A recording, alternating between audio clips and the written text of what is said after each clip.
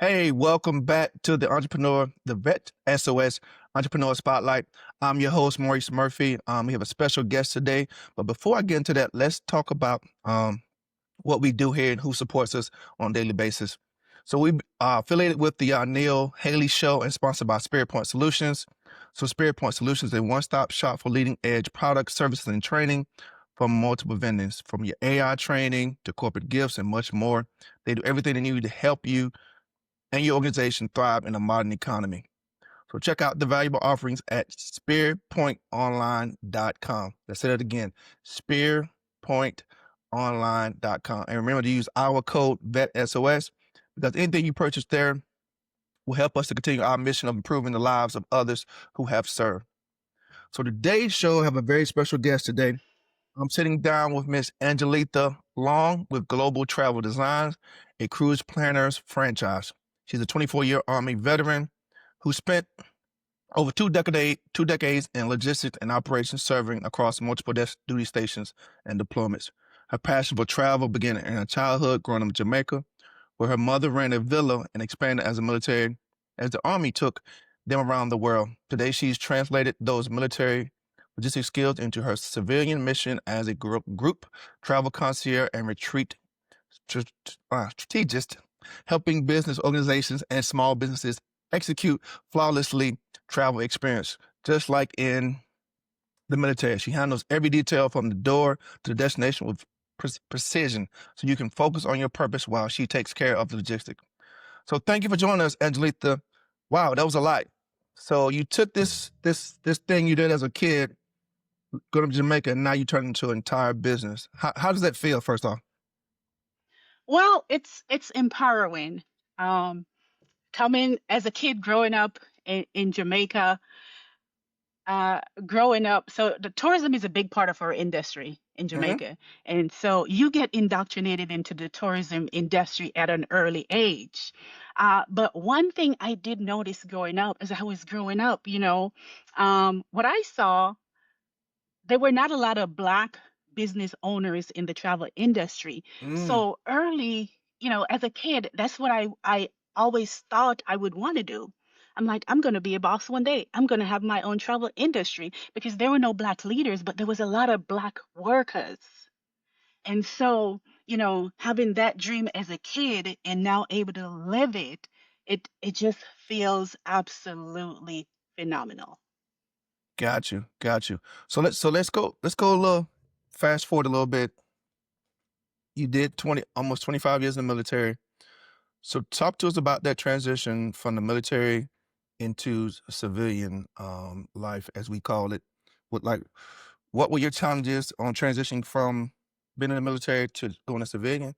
And then how'd you overcome those challenges? Okay, so there was a lot. There was a Yes. lot. So, 24 years, 16 addresses. I was ready to get out. Wow. Okay. Um, I was ready, and so I was prepared. I bought a new wardrobe. I upgraded my makeup. Mm-hmm. Maurice, I even got me some neck cream because this neck was not going to betray me and tell my true age. Got you. So, um, So when it was time to get out, I was trying to figure out, okay, how was I going to translate what I learned in the military into my civilian gig? Mm-hmm. And I kept thinking about it. And, came time I had my first client, and during the consultation call, the client was a group leader for um, a group of experienced cruisers. And I'm like, oh my God, she is gonna chew me up and spit me out. Uh-huh. But as I was talking to her and I was asking her questions about, dietary restrictions, pre-cruise hotel, excursions, all that stuff you asked during the intake call. She said, hold up, wait a minute. You do know your stuff. She's Yeah. like, we've worked with travel agents before and they've never asked us all of those questions. Mm. And then it hit me, all of those things we learn in the military, planning regimental balls, planning exercises, doing conferences, and Yes. believe it or not, even your PCS move, all of that was travel planning. Mhm. And that's when I Mm. realized that everything I learned, every skill I was developing was just what my clients needed. Wow. So So one of the go ahead. one of the hard lessons I had to learn, Maurice, was that my rank didn't carry over. And I had to be patient with the process. I'm telling you, this was a hard lesson because in the military, your rank means something. People Yes. they look at your chest and they know Yes. your experience level just by what they see there. Absolutely. But yeah, Yes. in the civilian world, I had to prove myself. I Yes. had to start over. It was just like PFC Leslie starting all over again because Absolutely. no one cared, that you Yeah. manage millions of dollars of, a budget No. or equipment or that you led hundreds of soldiers. Yep. All they know that you were another new business trying to Mhm. earn credibility. And, Absolutely. you had to work for it. Yeah, You it's had to definitely work for it. definitely I can attest to what you're saying. Definitely going from a high ranking NCO or officer to going to boom. Now you're back at the bottom of the totem pole trying to make it work. So I want to ask, so take me back to that moment you decided to go into entrepreneur. I mean, you know kind of what you were doing from your military to there, but why not just take the safe route? Because we know as an entrepreneur, you don't get paid until the deal gets done. Why not just go get a job like most of us do and get some government GS, whatever job, and then just have a paycheck every 2 weeks and you retire in years. Why not take the safe route? Well, Maurice, back then when I got out, I guess we could say there was a safe route. But the things that has transpired recently, we do now realize that there are no safe routes. Mm, So I'm glad I went the route I did. And, I could remember a couple years back. mm-hmm, It was a Friday morning, and I could remember it. My XO came into work, and we were waiting to have a meeting, and we were just sitting there joking. And he went on to tell us how his kids had jokes that he had went home the night before, uh-huh. and when his kids saw him in the house, his daughter jokingly ran and said, "Mom, mom, mom, there's a stranger in the house." Because he's never home during daylight. And we all laughed and thought it was funny. But Uh-huh. we all know somebody like that. Somebody is like, you think they live at work. And then fast forward a couple of years, and I realized, that was me. I was living the EXO life. I was going to work when it was dark, and I was coming home when it was dark. It's Mm-hmm. like I was a stranger in my own house, Mm, and it didn't feel good. And then one evening I came home and my husband gave me my then 6-year-old report card. And he wasn't doing well. He was failing first grade. wow. And it broke my heart. Mm-hmm. And, even though I knew why, because he didn't really have a kindergarten year because his kindergarten year was in COVID. So he missed those. He missed the fundamentals. And Gotcha. now he's in first grade, kind of like you know, a little fish in a big pond. And the Mm-hmm. worst part was I wasn't around to help him and to help him catch up. And, if you think back, there are also statistics telling us that military kids are about twice as much as regular civilian kids of repeating a grade because of the disruption in the family, Yeah. because of military obligation. Mm-hmm. And so I decided I had to be available for my son. And so I started researching the internet, what kind of business can I have when I get out where I could be more in control of my schedule? And then as I was searching the internet, travel came up as one of the top 20 career fields that veterans go into. And then it clicked. It brought me all the way back home to, as you said in my introduction, back Mm-hmm. home to Jamaica, where I was a kid growing up, and my mom ran a villa. And then, it just took me back to all the magic. She was working, she used to work back then. And so I'm like, that's what I'm going to do. I am going to I'm going to go into the travel industry. And so Okay. I bought a travel franchise because I realized, I could have it all. I could be able to contribute to my family financially, and I could also be there physically for my family and to help my son catch up in school. Got you. Now that's a small that's a big part of being an entrepreneur. But what's been the best part about being an entrepreneur, and what gets you up every day to do this thing as a travel agent? Wow, it's like I'm never one to toot my own horn, but one of my clients told me that it's like I was a stress relief superhero with a booking system. Okay. All right. so Okay. so yeah, just last month I had a client call me up, and he was like, I want to go on a cruise. And I'm like, oh, awesome, tell me more.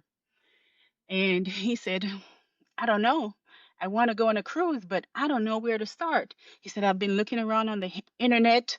It's like there's so many cruise lines, there's so many options. I don't know where to go.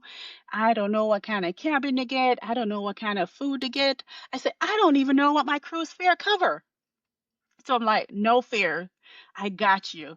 And even after I'm trying to tell him I got him, he still kept talking about, how overwhelmed he was with the process. And they were like, this thing is giving me a headache. Uh-huh.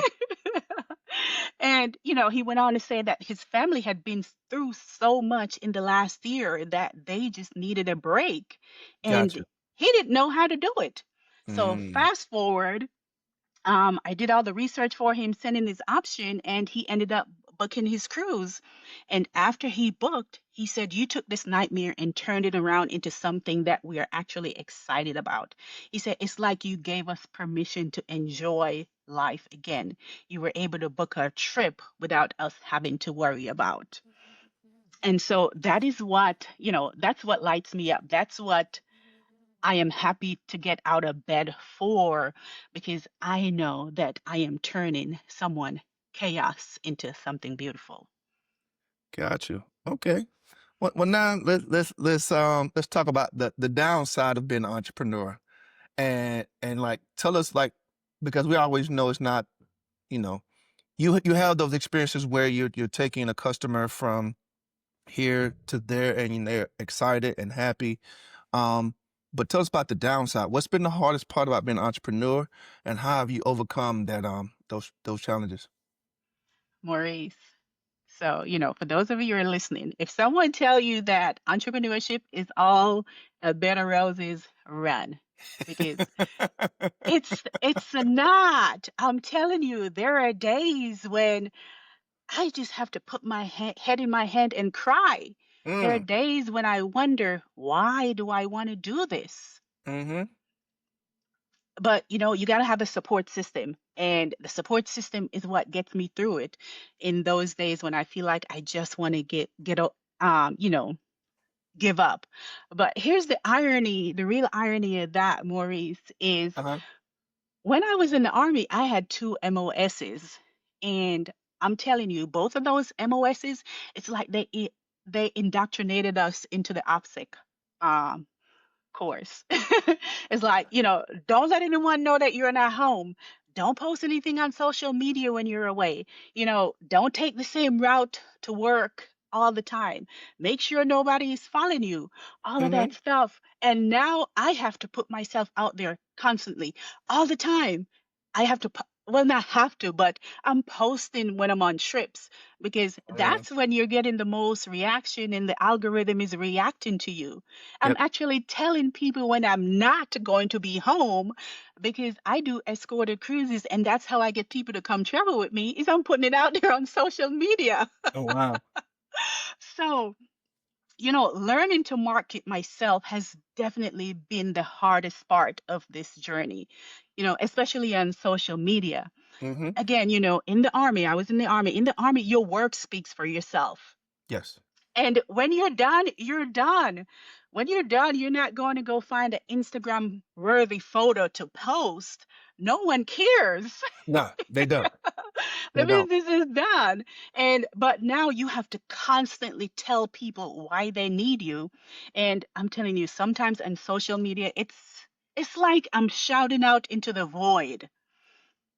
That's what And you so do. it's Yeah, exactly. something, I mean, yeah, it's something I still struggle with. got you. And so much so that let me tell you, when my let me not say when my Facebook page got started, Hmm. I didn't start it. One of my friends was like, "You got to be on Facebook," and so they started my Facebook page. And so, yeah, marketing myself and especially, put myself out there in social media, it's a big struggle, and I'm still dealing with it every day. Got you. And with now let's stop here for a second because with social media, I mean, being a part of both of our businesses, and they play a major part in getting out to the masses.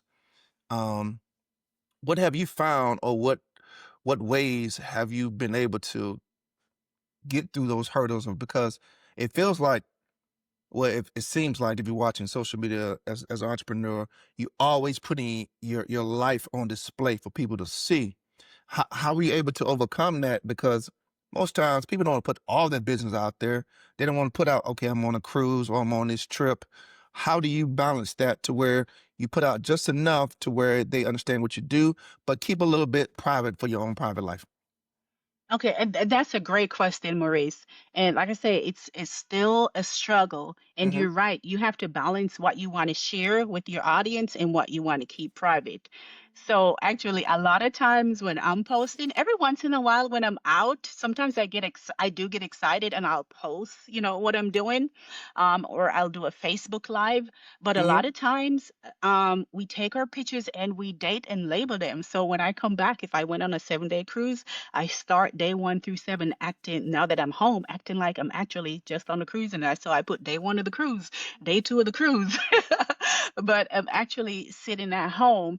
And so, and especially when I travel with other people, I'm always careful to make sure I ask them, are you okay with me posting your photo on social media? If someone doesn't want me to post their photo, I don't post it. And I don't post a lot of private pictures. Okay, got you. So your social media is basically all business, nothing really letting them allow them to see your personal life at all. So a little bit, but Okay, a little not too much because people really do know how to they really do want to know who you are. bit. So you have to give them a little Yes. teaser.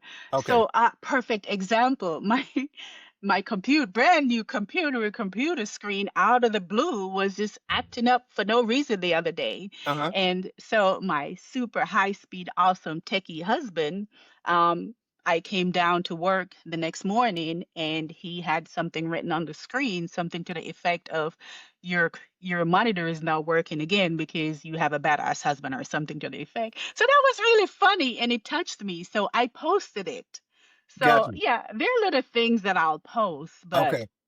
yeah, and we have a 10-year-old who rules the world. So we That's what I'm talking about. That's what I'm talking about. so yeah, we'll post stuff about him sometimes because he say he's going to be a YouTuber. So we're trying to grow that audience for him also. That's what I'm talking about. Okay. All right.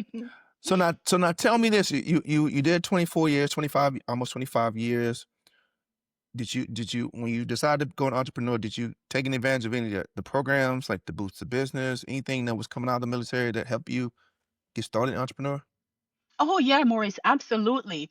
Um, And I want to stress how important it is to use the resources that are available to you out there. I certainly took advantage of those resources. So I'll never forget sitting in the Boots to Business class here at the Vector Center.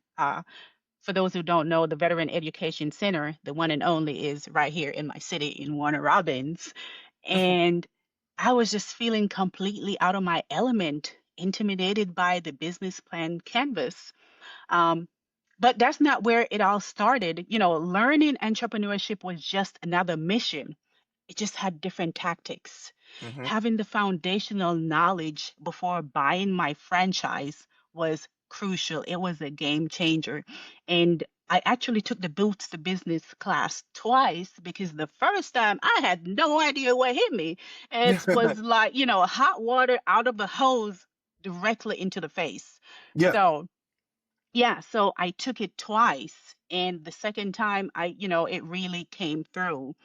But what really made a difference, I don't know if you're familiar with ACP, American Corporate Partners, Yep. they Mhm. also paired me with a mentor. And so Mhm. that has been great for me in my business, a civilian leader who is helping me out. Also, here locally, in my own city, I have a local mentor here from Access Leadership. The owner is another veteran, a veteran owned business. So, you heard me saying a lot of times that I just want to cry and give up. A lot of times when I'm going through those moments, I reach out to him, someone who's been there, someone who's done it, someone understand exactly what I'm going through. So I also joined a couple of chambers, and so Mhm. those are important as as a business owner, you want to be plugged into what's going on. So I joined my local chambers. I'm also about 100 miles south of Atlanta, and so I also joined the Atlanta Black Chamber because they have a robust veteran entrepreneur group, and that's your people. So Yes. Yes. yeah, Absolutely. so I am a part of a couple of those organizations.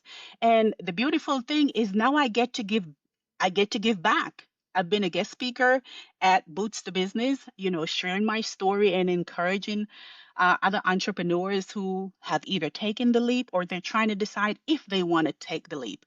And I also do workshops at the Vector Center specifically about free and reduced travel opportunities for veterans because the high five and the hey thank you, those are all well and good, but there are tangible benefits that are available to us that so many of us don't know that they exist. And so Yes. I walk people through those and how they can take advantage of some of those opportunities. Absolutely. So now tell us about your business, Global Travel Design, a cruise planners, the franchise that you bought. Tell us about that business. Who do you serve, and what makes you different than other travel agents that are out there? Travel agents are a dime a dozen, so you have to do something to set yourself apart Mhm. from everyone else. So I'll paint this picture for you. Imagine that you are the CEO for a small business Mhm. and you have 15 people that you promised you're going to go do a team retreat for. You're only a couple of weeks away from this retreat and everything seems to be going wrong. You have people who needs accessible accommodation.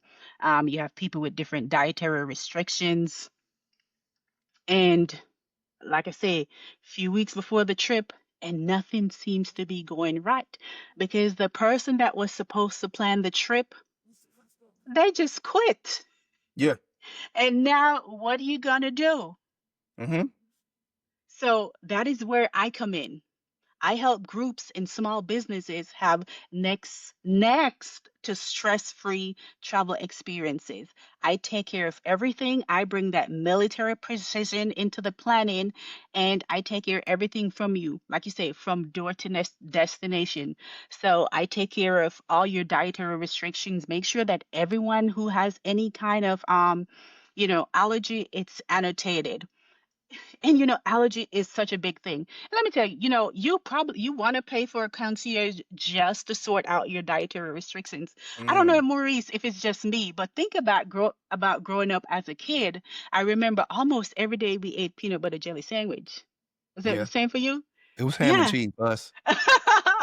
Okay, something similar. But Yes. now, in regards to the peanut butter jelly sandwich, you can't even bring peanut into a lot of the Yep. government buildings because of all the allergy. Yep.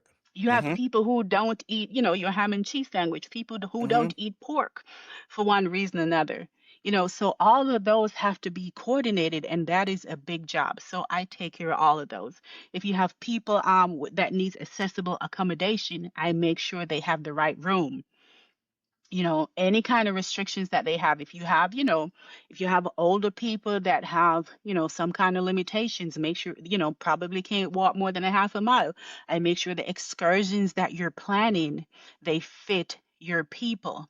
And if you say, Angeletha, I'm going on this team retreat because my people, they have a problem communicating. We try to plan the excursions that are focused around communication. So Mhm. excursions were that, things that force you to have to talk to each other. So whatever it is, if you have whatever the goal is for the retreat, we try to plan those excursions around those goals to make sure that, when you're done, it's mission accomplished. Got you.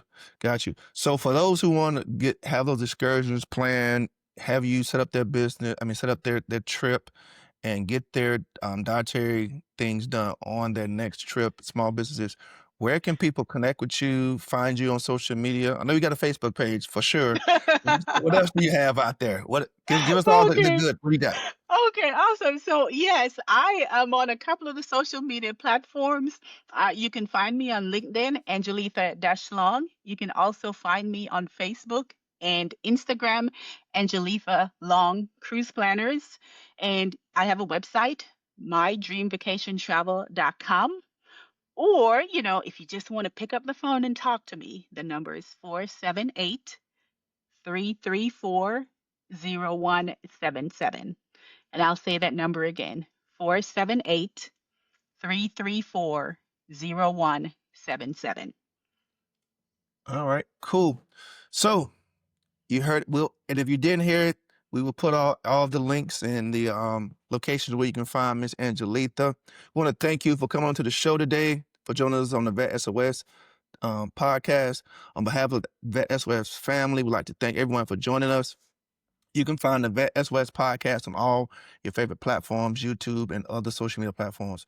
And please make sure you subscribe and follow the Vet SOS so you don't miss anything, especially like we had today on Miss Angelita. So remember, don't drown in the sea of transition. Grab the Vet SOS lifeline. So thank you so much, Miss Angelita, for joining us. We will definitely put all your links to contact you and appreciate you coming on, all right? No, thank you, Maurice. Thank you for having me. And thank you for this opportunity. All the very best to you. Absolutely. Thank you. Let me go and end the show.